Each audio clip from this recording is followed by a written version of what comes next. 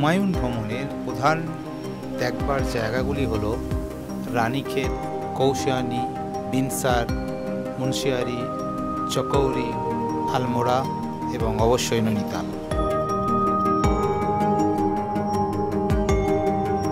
ঘুরে বেড়ানোর স্মৃতিকে ফ্রেমে বন্দি রাখার প্রচেষ্টায় আজ আমাদের নতুন ব্লগ রাজেন্দ্র ট্রাভেলগে আপনাদের স্বাগত জানাই। ট্রেনে হাওড়া থেকে বাগ এক্সপ্রেস অথবা লালকুয়ান এক্সপ্রেসের মাধ্যমে কাঠগোদামে পৌঁছে অথবা বিমানে পান্তনগর বিমানবন্দরে নেমে সেখান থেকে ট্যাক্সি বা বাস ধরে হুমায়ুনের পথে সহজেই পৌঁছে যেতে পারেন। আমাদের ট্যুর প্রোগ্রামটি ছিল 7 নাইট 8 ডেজ। সময় বাঁচাতে আমরা রাজধানী এক্সপ্রেস ধরে বিকাল 4:50 শিয়ালদা থেকে দিল্লির উদ্দেশ্যে রওনা দিয়েছিলাম। নির্দিষ্ট সময়ে ট্রেন ছেড়েছিল। ছাড়ার আধ ঘন্টার মধ্যেই টিফিন চলে এলো আর সঙ্গে চায়ে চুমুক দিতে দিতে ট্রেনের দুলকি চালে আমরা এগিয়ে যেতে লাগলাম। রাত্রি 8:30 ডিনার খেয়ে আমরা ঘুমিয়ে পড়েছিলাম। সকালে ঘুম থেকে উঠে চা ও ব্রেকফাস্ট খেয়ে বাইরের দৃশ্য দেখতে দেখতে নির্ধারিত সময় সকাল 10:50 নিউ দিল্লি স্টেশনে পৌঁছে গেলাম।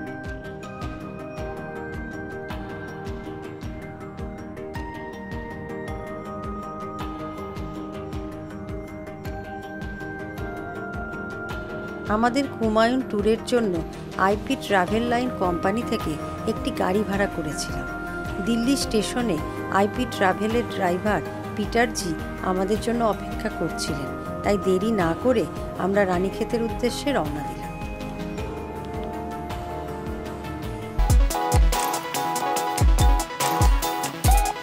দিল্লির স্টেশন থেকে বেরিয়ে হাইওয়ে ধরে আমরা দ্রুত গতিতে কুমায়ুনের দিকে এগিয়ে যেতে থাকলাম। রানীক্ষেতের দূরত্ব প্রায় 370 কিলোমিটার, সময় লাগবে 8 ঘন্টা 20 মিনিট।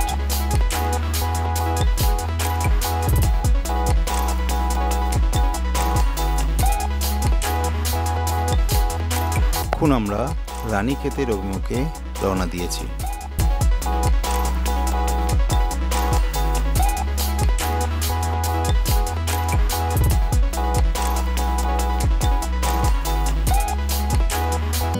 অবশেষে দিল্লি থেকে রানীক্ষেত হোটেলে প্রবেশ করেছি।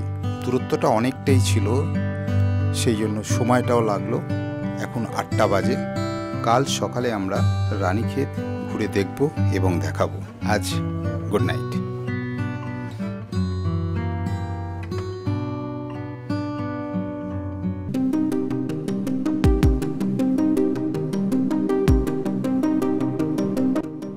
উত্তরাখণ্ডের আলমোড়া জেলার রানীক্ষেত একটি অপূর্ব সুন্দর শৈল শহর।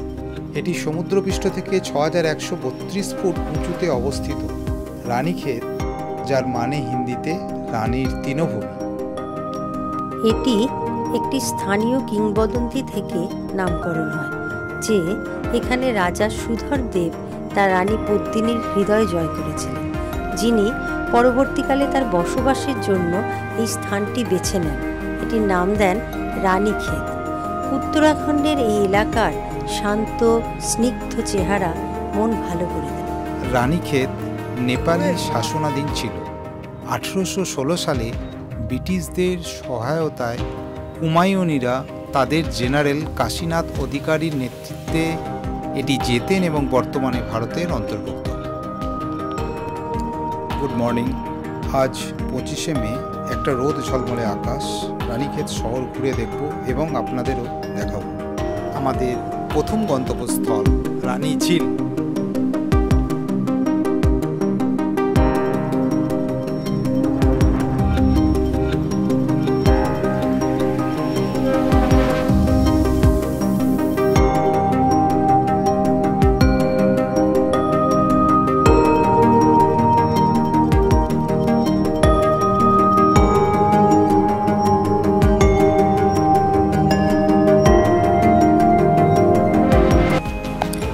রানী ঝিল এটা একটা ছোট্ট লেক যেটা ইন্ডিয়ান আর্মি তৈরি করেছিল বৃষ্টির জল সংরক্ষণের জন্য, কিন্তু এখন এটা শুধুই বোটিং এবং অ্যাডভেঞ্চার অ্যাক্টিভিটি পার্ক।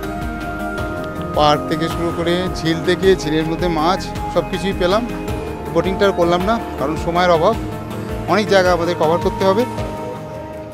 একটা শুরুটা খুব সুন্দর হয়েছে।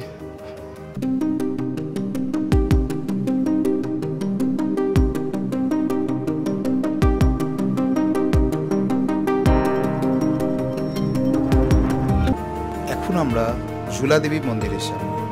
শত শত ঘণ্টা দিয়ে সুশোভিত ঝুলা দেবীর মন্দির স্থানীয়দের কাছে একটি পবিত্র ও ধর্মীয় স্থান। এই মন্দিরটি রানীক্ষেত থেকে 7 কিলোমিটার দূরে অবস্থিত। এটি রানীক্ষেতের অন্যতম প্রধান আকর্ষণ। মন্দিরটি মা দুর্গার উদ্দেশ্যে উৎসর্গকৃত, যিনি মন্দিরের চারপাশে ঘন জঙ্গলে বিচরণকারী বন্য প্রাণী চিতাবাঘ এবং বাঘ থেকে গ্রামবাসীদের রক্ষা করেছিলেন বলে বিশ্বাস করা হয়। ফটো लेना अच्छा माँ के साथ ওকে থ্যাংক ইউ। খুব সুন্দর এখানকার লোকজন। বলেন মায়ের সঙ্গে আপনি ছবি তুলুন এবং নিজের মনে মাকে স্মরণ করে নিন।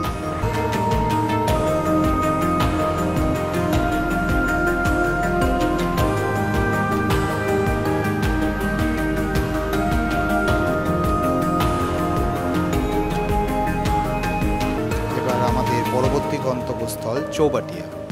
চৌবাটিয়া আপেল বাগানের জন্য বিখ্যাত।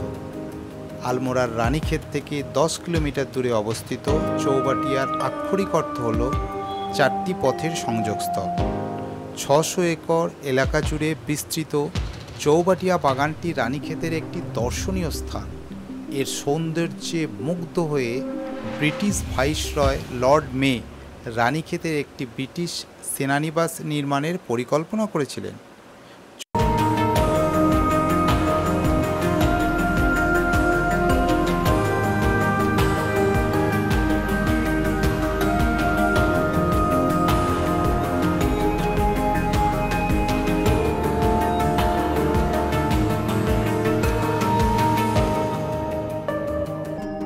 চৌবাটিয়া গার্ডেন একটি বোটানিক্যাল গার্ডেন এবং প্রকৃতিপ্রেমীদের জন্য স্বর্গ।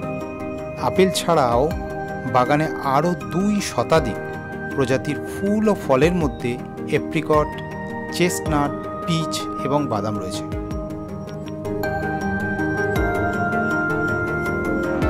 চৌবাটিয়া বাগান ঘুরে দেখার পর আমরা বসে চা খেলাম এবং তারপর হুমায়ুন রেজিমেন্টাল মিউজিয়ামের উদ্দেশ্যে রওনা দিলাম।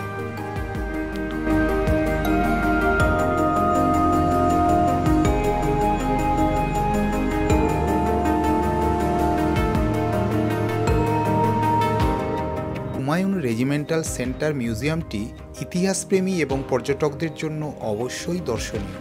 এটি ভারতীয় সেনাবাহিনীর সর্বোচ্চ সজ্জিত রেজিমেন্টগুলির মধ্যে একটি। 1813 সালে স্যার হেনরি রাসেল এটির সূত্রপাত করেন। বর্তমানে এই মিউজিয়ামটি এই রেজিমেন্টের সেনানীদের বিভিন্ন পদক, অস্ত্র, পোশাক, স্ট্যাচু ও ফটো দিয়ে সুসজ্জিত। পরের গন্তব্যস্থল ছিল গল্ফ কোর্স গ্রাউন্ড। রানীক্ষেত থেকে 6 কিলোমিটার দূরে এবং 6132 ফুট উঁচুতে এই গল্ফ কোর্স গ্রাউন্ডটি অবস্থিত, যা প্রধানত ট্যুরিস্ট আকর্ষণ এবং এটি আর্মি দ্বারা রক্ষিত ছিল।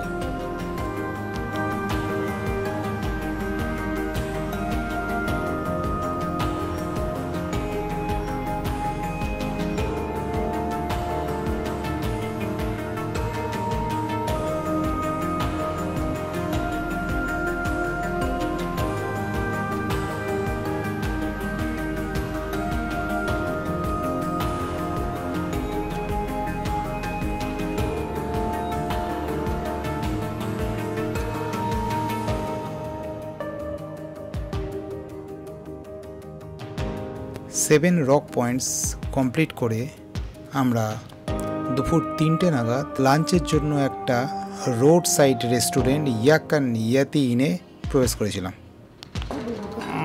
আমাদের খাবার চলে এসছে।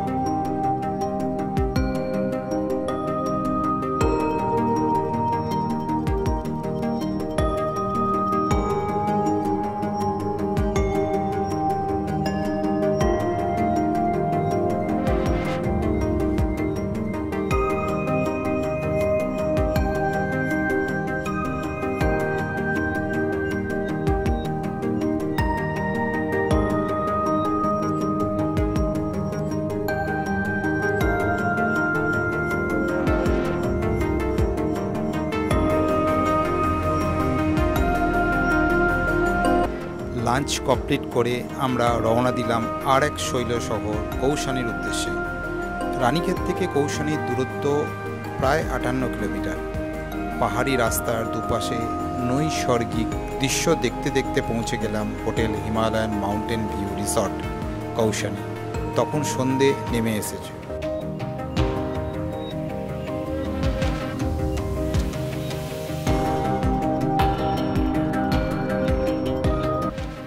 হোটেলের ঘরটি ছিল সাজানো গোছানো।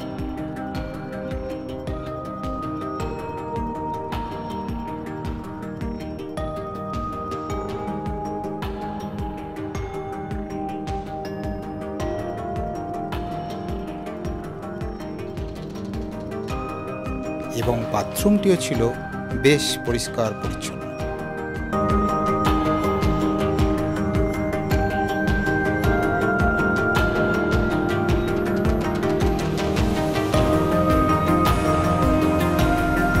আজকের পর্ব এইটুকুই।